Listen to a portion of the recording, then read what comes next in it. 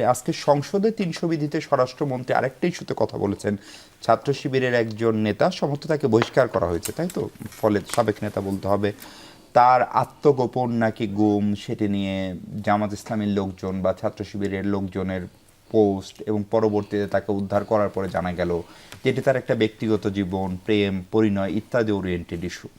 ফলে এইটা নিয়ে সংসদে যদি স্বরাষ্ট্রমন্ত্রী বলেন, সেটা নিয়ে আপনাদের আপত্তিটা আসলে কোন জায়গায়? প্রথম প্রশ্ন। দ্বিতীয় প্রশ্ন হচ্ছে যে ছাত্র শিবির যে ভাবমূর্তিটা তৈরি করার চেষ্টা করে, তার সঙ্গে ওই নেতারাই কার্যক্রম সামগ্রিক অর্থেই যে সাংঘর্ষিক তা তো নিশ্চিত। ফলে সেটি জামাত ইসলামী বা ছাত্র শিবিরের রাজনীতিকেও প্রশ্নবিদ্ধ করলো কিনা? জি, আমি আপনার কথার জবাব দেওয়ার আগে খুব সংক্ষেপে 1 মিনিট সময় নেব। সেটা হচ্ছে যে দেখেন, একটা বাংলাদেশে যে রাজনীতির যে প্রচলিত কনসেপ্ট, যে একটা রাজনৈতিক দল কিভাবে চলবে, এটার ব্যাপারে আপনি দেখেন যে তার সেই ইনকামটা কোত্থেকে হবে, যারা এখানে কাজ করবেন তারা পোস্টারিং করবে, সেটা গণপ্রতিনিধিত্ব অধ্যাদেশে স্পষ্ট করা আছে। জি। এবং মজার ব্যাপারটা হচ্ছে এখানে কোনো জায়গায় এই স্বচ্ছতাটা নাই। এখন একটা দলের একজন কর্মী যদি একটা প্রতিষ্ঠানে কাজ করেন এবং নিজের ইনকাম থেকে একটা পার্সেন্টেজ তিনি দলকে দেন এবং সেটার মাধ্যমে দল চলে, সেখানে অথবা একটা ব্যাংক কখনো ব্যাংক রেজলিউশন আইন ভঙ্গ করে নাই, ব্যাংক রেজলিউশন অ্যাক্ট যেটা, সেটা ভঙ্গ করে নাই, সেখানে আপনি তাকে নৈতিকভাবে কি এটা বলতে পারেন যে এটা এটা উচিত না কি উচিত? দ্বিতীয় কথা হচ্ছে, আমি এটা বলছি যে কোনো দল যদি কোনো একটা প্রতিষ্ঠান বানায় যে এটাতে আমি মানুষকে সার্ভিস দেব এবং এটার প্রতিষ্ঠান দিয়ে আমি দলকে চালাবো, তাহলে সেখানে অন্যায়টা কোথায়? নাম্বার 3, ইসলামী ব্যাংক যারা প্রতিষ্ঠা করেছেন তারা, আমি আগেই বলেছি, এটা একটা আদর্শিক স্পিরিট থেকে এসেছিল।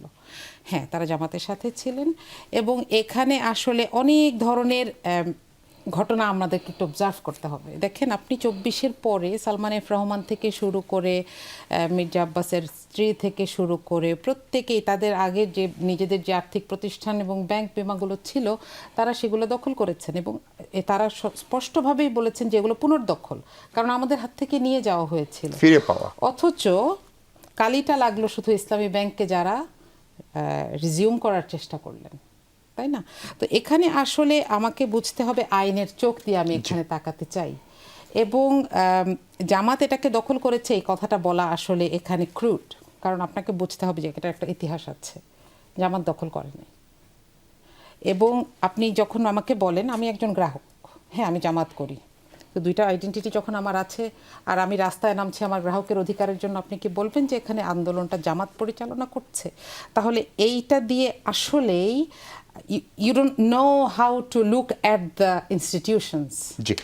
আপনার প্রশ্নটার যেটা জবাব সেটা হচ্ছে, গত রাতে জিসানের কথা বলছি, জিসানকে উদ্ধার করার পরে পুলিশ তার সাথে কাউকে কথা বলতে দেয়নি, এমনকি যেই মহিলার অভিযোগের কথা আমরা এখন শুনছি তার সাথেও কাউকে কথা বলতে দেয়নি।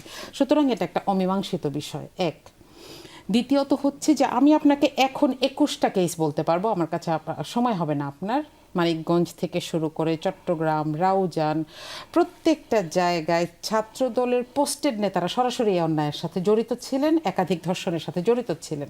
আমি কি তাহলে জিসানের অন্যায়টাকে ছোট করছি? হালাল হয়ে যায় কিনা? নো, কখনোই না।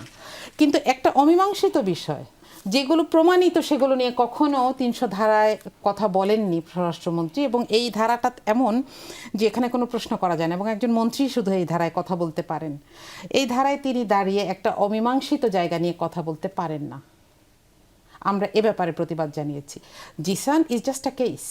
দেখেন, শিবিরের কেউ, আপনার কথাটা ঠিক যে একটা আদর্শিক আন্দোলনের জন্য এরকম একটা কেস, এটা অনভিপ্রেত, কিন্তু এটাও সত্যি কথা যে এটা মানুষের সংগঠন, মানুষের দল, এখানে কারো না কারোর পা পিছলাতেই পারে। তার সাথে আমি কি তাকে ডিফেন্ড করছি যে না সে করেছে তো কি হয়েছে, সে আমার এবং সে এখানে থাকবে, তাহলে আমি ভবিষ্যতে আরো 20টা ধর্ষককে আকৃষ্ট করতাম, তাই না? যে ঠিক আছে এই দল করলে তাহলে এরা আমাকে একটু কাভার আপ করবে, আমরা এটা করতে চাই না। কিন্তু আমাদের কথা হচ্ছে এটা একটা অমীমাংসিত বিষয় এবং পুলিশ তার সাথে কাউকে কথা বলতে দেয়নি এখন পর্যন্ত। এটা নিয়ে স্বরাষ্ট্রমন্ত্রীর এইখানে সংসদে কথা বলা আসলে মানায় না, আমরা এটা